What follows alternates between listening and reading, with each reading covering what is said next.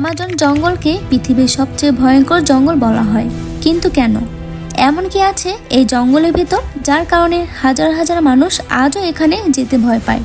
আর যারা যায় তারা কখনই একা যায় না। চলুন আজ আমরা প্রবেশ করি পৃথিবীর সবচেয়ে রহস্যময় জঙ্গল অ্যামাজনে। অ্যামাজন জঙ্গল শুধু একটি বন নয়, এটি যেন আরেকটি পৃথিবী। এই জঙ্গল এত বড় যে এর এক প্রান্ত থেকে আরেক প্রান্তে যেতে কয়েকদিন সময় লেগে যেতে পারে। চারদিকে শুধু বিশাল গাছ, ঘন লতাপাতা আর অন্ধকার। অনেক জায়গায় সূর্যের আলো পর্যন্ত মাটিতে পৌঁছাতে পারে না, তাই দিনের বেলা তো জঙ্গলের ভিতরটা অনেকটাই সন্ধ্যার মতো লাগে। কিন্তু আসল রহস্য শুরু হয় রাত নামার পর। চারপাশে হাজার রকম শব্দ, কোথাও পাখির ডাক, কোথাও বানরের চিৎকার, কোথাও আবার পাতা নড়ার শব্দ। আপনি বুঝতেই পারবেন না কোন শব্দটি নিরীহ আর কোনটি কোনো বন্যপ্রাণীর উপস্থিতির ইঙ্গিত। এই অ্যামাজন জঙ্গলে রয়েছে পৃথিবীর সবচেয়ে বড় সাপগুলোর একটি, গ্রিন অ্যানাকোন্ডা। এই সাপ সাধারণত মানুষ শিকার করে না, কিন্তু এর বিশাল আকার দেখলেই যে কারো বুক কেঁপে উঠতে পারে।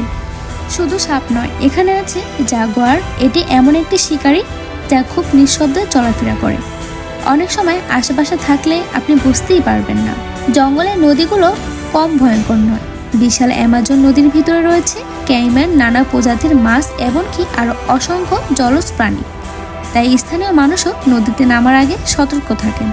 তবে সবচেয়ে ভয়ের বিষয় হলো পথ হারিয়ে ফেলা। অ্যামাজনের ভিতর একবার ভুল পথে চলে গেলে চারপাশে সবকিছু একই রকম মনে হয়। কোন দিক দিয়ে এসেছে সেটাই আর মনে থাকে না। তাই অভিজ্ঞ গাইড ছাড়া এই জঙ্গলে প্রবেশ করা খুবই ঝুঁকিপূর্ণ। আরও অবাক করার বিষয় হলো এই বিশাল জঙ্গলের কিছু অংশ এখনও এমন আদিবাসী জনগোষ্ঠী বাস করে যারা আধুনিক বিশ্বের সঙ্গে খুব কম যোগাযোগ রাখে।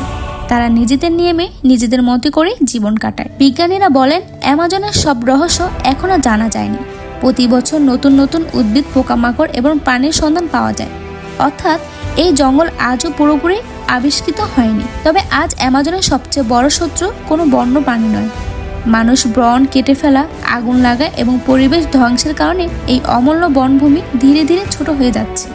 তাই অ্যামাজন জঙ্গল শুধু রহস্য আর ভয়ের গল্প নয়, এটি পৃথিবীর জন্য এক অমূল্য সম্পদ।